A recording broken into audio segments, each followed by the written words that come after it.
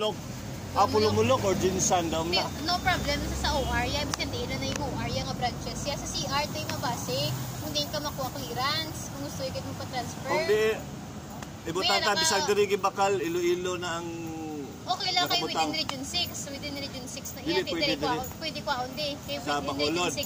Sa Mansilingan. Sa hindi, sa HPG, sa Minopo.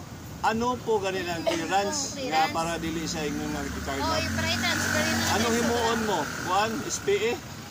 Nang deduct sale. Deduct sale lang? Deduct sale ID sa old owner, kag ID sa new owner. Okay. Ang sa pangitaw, tapos ng stencil na bala? May stencil may pa. stencil, kinasa basta transfer, basta ko mo clearance. Pero yung clearance sa 7 days nang ginasaya. 7 days na nasa clearance. Upon release? Oo, upon release ng 7 working days. Kinanglan, pagkuha mo na, ipa-transfer mo rekta. Hindi mo na pag-hulton, pang itinero. So, dili ka-transfer ang mupalit kung walay clearance? Wala clearance, so, kinanglan. So, I-check nyo nga na yung mabasa. Tira ka mo, na yung mabasa. So, makuha ko ano yung clearance sa nupo, then iagi ko sa imo?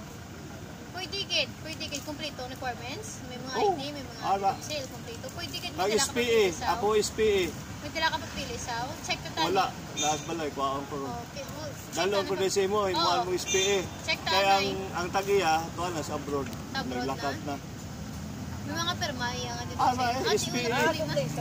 SPA galing ko. Kasi hindi na SPA, para na lang. So, dali na lang may perma lang ang handwritten, ganyan ano yan. Handwritten. Ate, wala problema. Kaya nag-aral din papili, sir, para ma-check ta ba kung complete. Pero mukha kung nupunaan.